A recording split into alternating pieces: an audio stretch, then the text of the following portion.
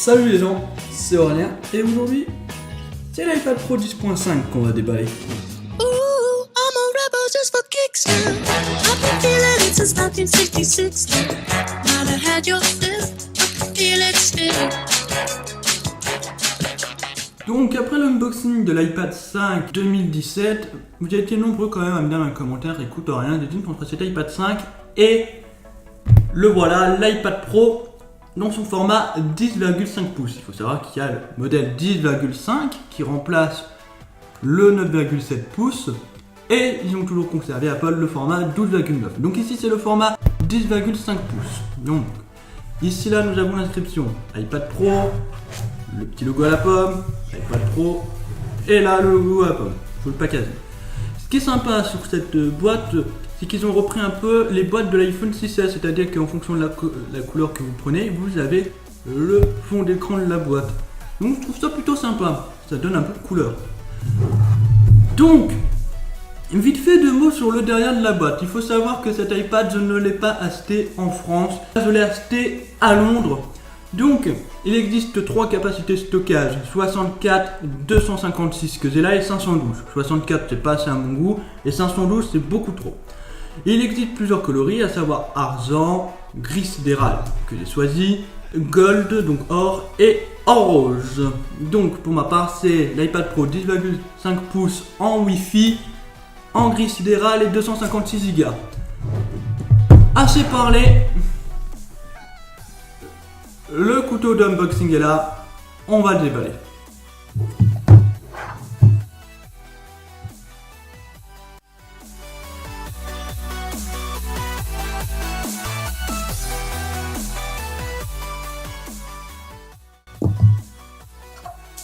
Ok, donc là on a l'iPad, on y reviendra juste après.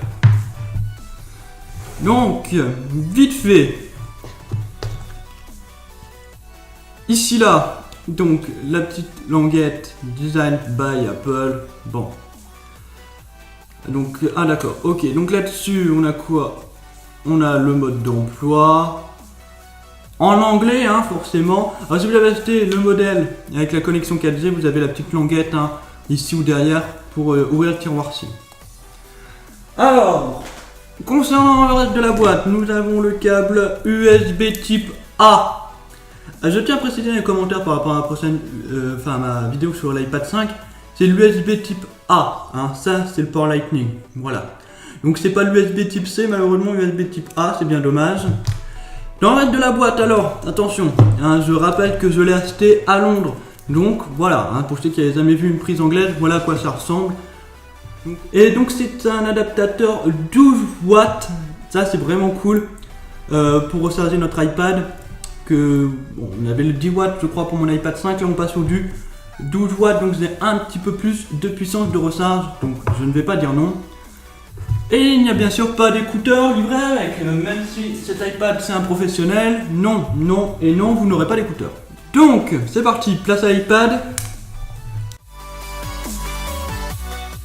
Ah ouais quand même, sacré belle claque, waouh, ah ouais. C'est... Waouh. Ok. Donc c'est parti, place au bouton et connecteur sur cet iPad Pro 10.5. À commencer avec 4 haut-parleurs, 2 situés en bas vers le bouton principal capteur Touch ID. À savoir que c'est un Touch ID de deuxième génération, celui qu'on retrouve sur l'iPhone 6S et 7. Attention, celui-ci c'est celui de l'iPhone 6S et non de l'iPhone 7 qu'on trouve sur cet iPad Pro, car il n'a pas de retour haptique, c'est toujours un bouton cliquable. Et en haut, on a aussi 2 autres haut-parleurs, donc ces haut-parleurs, le son s'adapte en fonction de l'orientation de la tablette. Ah, en haut, assez étonnant, on a une prise casque 3,5 mm, donc une prise axe, c'est vraiment cool. Le bouton marche-arrêt. Sur le côté de l'appareil, on a le Smart Connector spécifique aux iPad Pro qui permet de brancher l'iPad entre autres au Smart Keyboard d'Apple, le clavier d'Apple, donc la coque clavier ou des accessoires d'autres constructeurs. Et de l'autre côté, donc le côté droit de l'appareil, on retrouve les boutons volume moins. Si vous avez pris le modèle avec connexion internet, le support pour la carte nano SIM. Et bien sûr, juste en bas, en dessous du bouton Touch ID, le port Lightning. À côté du bouton volume plus moins, on a l'appareil photo qui déborde un peu sur cet iPad Pro.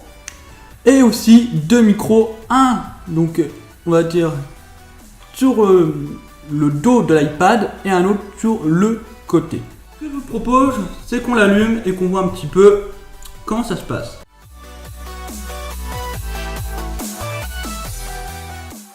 Alors, hello, hola.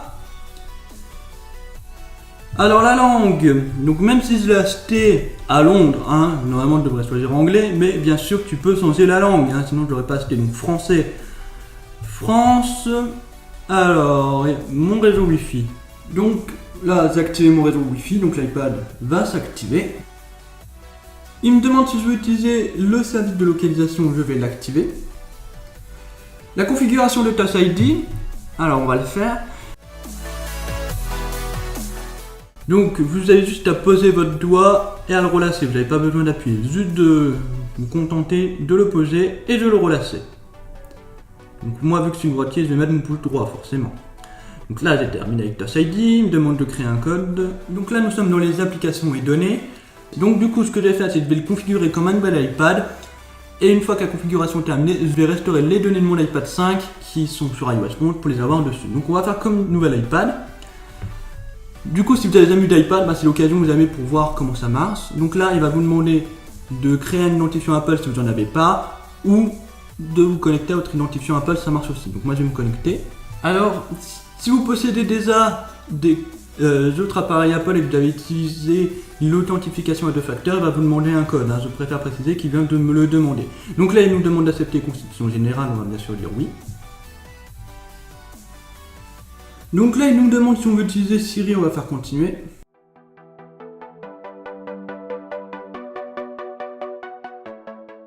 Ah, c'est super ça, hein. Surtout vous avez mon iPhone à côté qui s'amusait à s'allumer. Ça, c'est un petit peu pénible. Alors, continuer. Alors, analyse de l'iPad, on ne va pas partager, soumission. Affichage True Tone, donc ça c'est une nouveauté. Donc l'iPad s'adapte automatiquement aux conditions de luminosité ambiante pour afficher des couleurs homogènes quel que soit l'environnement. Donc ça c'est vraiment top et bien sûr je vais bien évidemment l'activer. Continuer sur l'iPad, démarrer et voilà on y est. Donc là c'est mon nouvel iPad, hein, c'est comme si voilà je n'ai pas fait de restauration. Donc là ce que je vais quand même faire, je vais le restaurer et on va revenir juste après pour parler de cet iPad en deux mots. Mais avant tout je vais le mettre sur iOS 11. Ok, donc après avoir passé environ une trentaine de minutes à installer iOS 11 et à restaurer l'iPad, donc les données de mon iPad 5 sur celui-ci, donc restauration terminée, donc là ils vont nous demander quelques étapes, donc continuer. Donc là il m'a demandé de reconfigurer donc ma Wi-Fi et mon identifiant Apple, voilà, juste mettre le mot de passe, donc la mise à jour des réglages iCloud. Donc là il me demande si je veux configurer Apple Pay, vu que j'utilise un 24. Je vais configurer. Donc là, il nous redemande l'affichage True Tone. Je l'accepte. Bienvenue sur l'iPad, démarrer. Et voilà, ça y est, on est enfin sur l'iPad Pro avec iOS 11 d'installer. Donc là, voilà, il installe toutes mes applications. Mais je vous propose qu'on ne s'arrête pas là. Et oui, il faut bien le protéger ce petit iPad Pro. Donc j'ai décidé de ne pas m'acheter le Smart Keyboard de l'iPad Pro. Je le trouve extrêmement simple, peu de fonctionnalités. Du coup, je préfère me prendre le Smart Cover et d'autres accessoires à part. Et on y reviendra plus tard, si vous voulez bien, peut-être dans une prochaine vidéo, qui sait. Du coup, la Smart Cover, la même que mon iPad 5, hein, vous le clipsez grâce à un aimant magnétique et vous pouvez le plier et y mettre en mode table. Donc c'est une Smart Cover, hein, il n'y a pas de Smart Case. Hein. Apple a arrêté de faire les Smart Case. C'est en effet assez bizarre, je confirme, mais je suis très satisfait de cette Smart Cover qui est déjà sur mon iPad 5, car ça protège aussi bien le devant que l'arrière. Je vais vous montrer. Donc déjà on va déballer ça.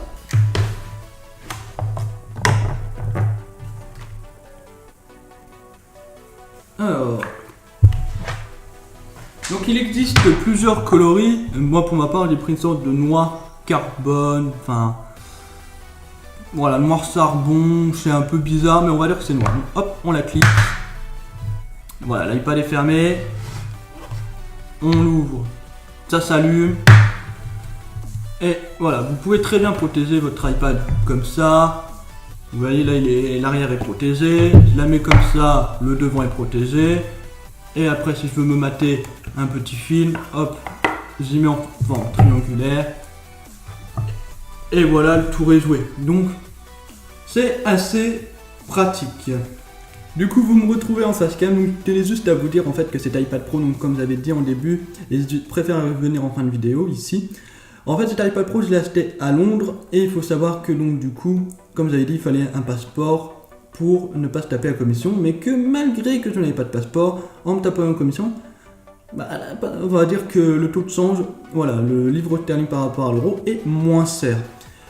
Cela dit, je dis aussi que je l'ai acheté au bon moment parce qu'il était en euros à 839 €. Si vous allez actuellement sur le site d'Apple, il est en 256 Go, donc dans ma configuration, à 909 €. Vous vous dites, waouh, le prix a augmenté de 70 €. En fait, l'explication est simple, c'est juste que le 256 Go est de plus en plus demandé. Il faut savoir que l'iPhone 8 est proposé en 64 ou 256 Go, y compris pour le 8 Plus, y compris pour le 10. Donc, le 256 Go est extrêmement demandé, donc du coup, ils ont un petit peu du mal à se fournir, Apple, donc du coup, hop là, forte demande, peu d'offres, tout simplement, ils ont du mal à répondre à la demande, donc du coup, ils augmentent le prix de 70 €. Donc j'ai vraiment eu la chance déjà de le payer avant cette augmentation de 70 €, et en plus j'ai eu la chance de pouvoir l'acheter à Londres, et sans avoir tout simplement en payant moins cher, même en me tapant la commission. C'est la fin de cette vidéo unboxing donc de cet iPad Pro, hop là, 10,5 pouces.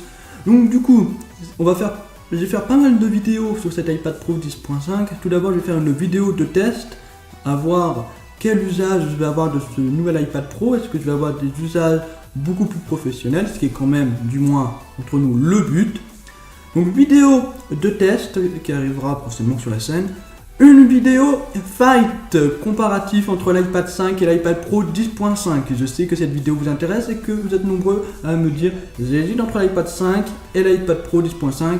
C'est vrai que l'écart de prix est assez énorme, donc du coup on va essayer de voir pour qui est adressé cet iPad, quels sont les usages, donc vraiment une vidéo de fight. Et aussi un guide d'achat, faut pas oublier l'iPad mini 4 qui peut peut-être répondre à certains besoins. Donc voilà. Pour faire simple, vidéo de test, vidéo fight, guide d'achat, ce sont les vidéos à venir sur ce futur iPad Pro. Donc voilà les gens, donc si cette vidéo unboxing vous a plu, n'hésitez pas à lâcher un petit pouce bleu, à vous abonner et activer la petite clochette de notification si vous ne voulez pas manquer les prochaines vidéos que je viens de vous citer. Et à me suivre tout simplement sur les réseaux sociaux pour être tenu au courant des actualités. Voilà les gens, c'est la fin de cette vidéo. Sur ce, portez-vous bien. Sur ce, bye.